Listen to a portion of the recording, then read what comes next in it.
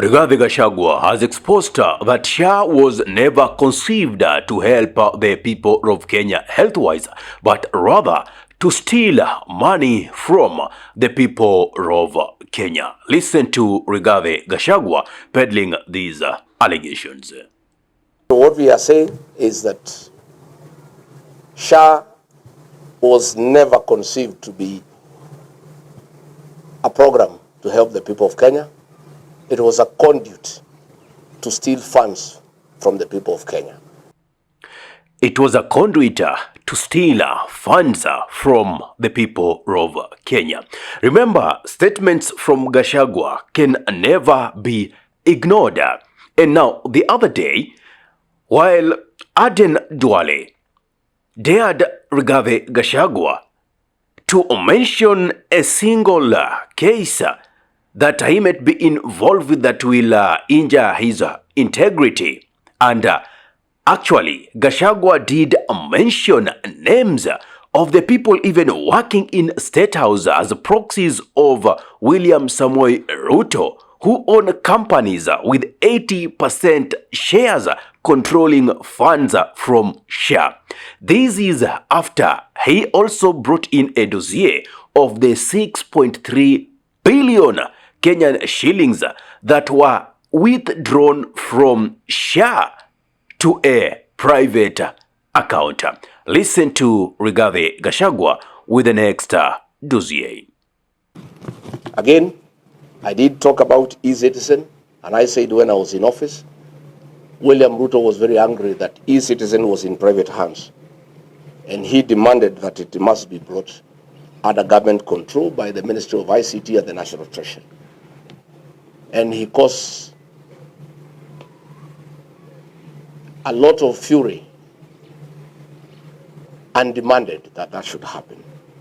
Little did I know this was a scheme to smoke out the owner so that he can negotiate with them. And when they eventually presented themselves, he demanded that they cede 80% of the company to him through a proxy called Linus Kipngetich. Again, Linus Kipngetich, who is now working in State House, holds 190,000 shares in Amaco on behalf of William Ruto.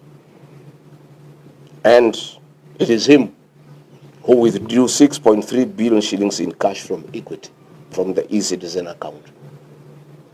It's a shame that in Kenyatta National Hospital, patients pay for their stay there through e-citizen, but no funds are remitted back to the hospital to help the patients, to buy drugs, to buy reagents, and to buy food. Indeed, patients in Kenyatta National Hospital are not dying because of the disease that brought them to hospital, but they are dying for lack of food. It's a shame. So as we speak, we are excited to be here in Makueni because the people are resolute that they want to be part and parcel of the forthcoming liberation of the Republic of Kenya. And we are very encouraged from what we have seen, and we want to assure the people of Makueni, and indeed the entire country, that we are clear that we will do what they want. They want us to give them a single presidential candidate to face William Ruto. That determination from our part as leaders is firm, and nothing can change.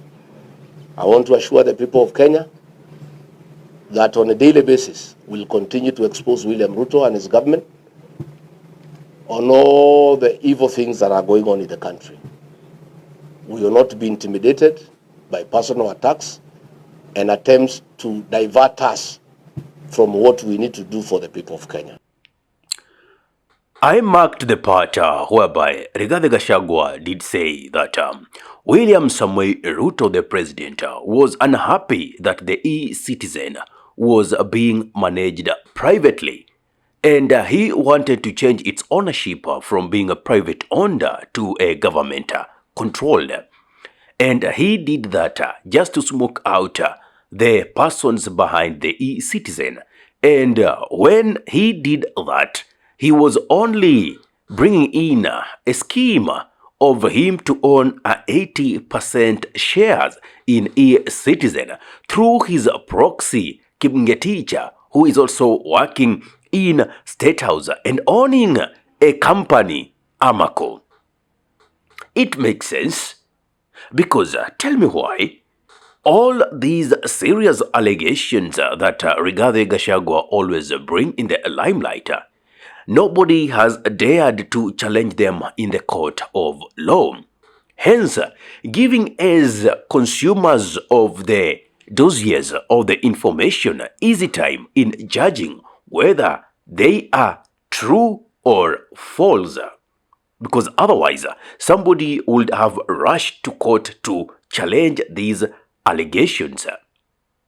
Because they injure reputation, they injure your integrity.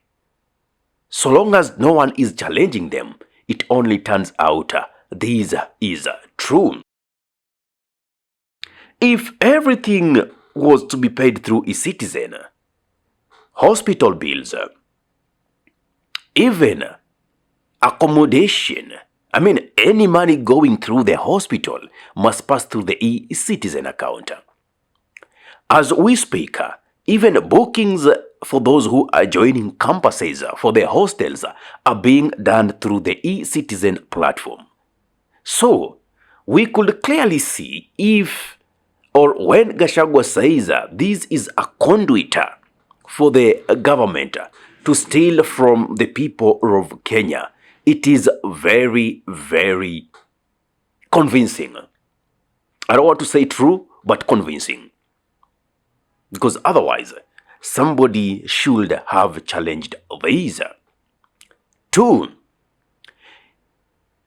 Clients, patients pay money through the eCitizen, but again, there is no capitation that is being given back to the hospitals for them to survive. Remember, it is just the other day when Rigathi Gachagua did say that there is an imminent collapse of SHA in the next 6 months.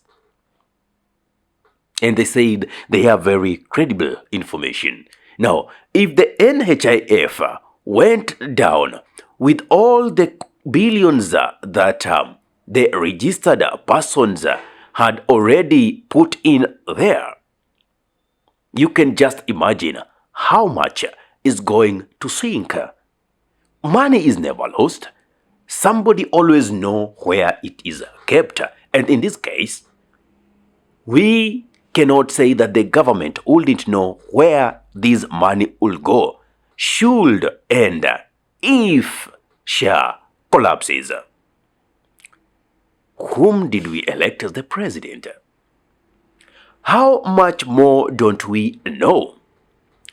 How much more hasn't been exposed? Because Gachagua says that they will continue to expose William Samoei Ruto on a daily basis so that Kenyans get to learn and understand the kind of a person they are dealing with. It means there is much more that hasn't been spoken about. Tuko Kadi should be a reality. Tuko Kadi should be the thing that will unite Kenyans to make sure that they sweep out all the incompetent leaders who don't have the key interest of the people at their heart and elect leaders who are easy to talk to, leaders who are approachable, leaders who resonate with the grievances of the people that they lead, and leaders who are development oriented, leaders who bring development intentionally. What's your take? Give me your thought in the comment section.